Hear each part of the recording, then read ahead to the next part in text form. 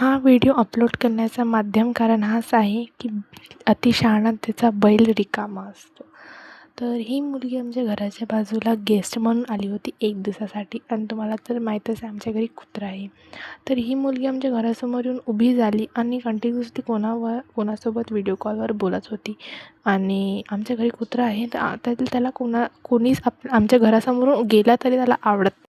तर ती खूपच शो ऑफ करत होती आमच्या घरासमोर येऊन. तिच्याकडे आयफोन होता आणि ती म्हणत होती की हा खूपच जास्ती महागाचा फोन आहे. ती असं हिंदीमध्ये म्हणली व्हिडिओ कॉलवर.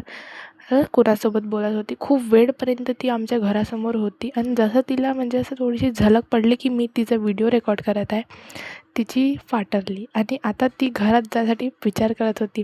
तिने 2 मिनटं फोकस करून की तिला काही दिसत आहे का, कोणी व्हिडिओ काढत आहे का, ती हे सगळं विचारच करत होती. बघत होती एकदम. बघा तुम्ही बघत आहे व्हिडिओमध्ये ती कशी उभी आहे घरासमोर येऊन आमच्या.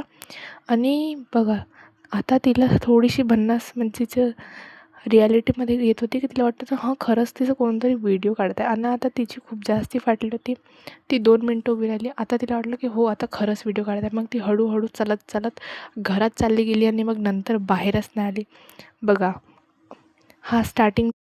म्हणून म्हणतात की अति शहाणपणा नाही करायला पाहिजे.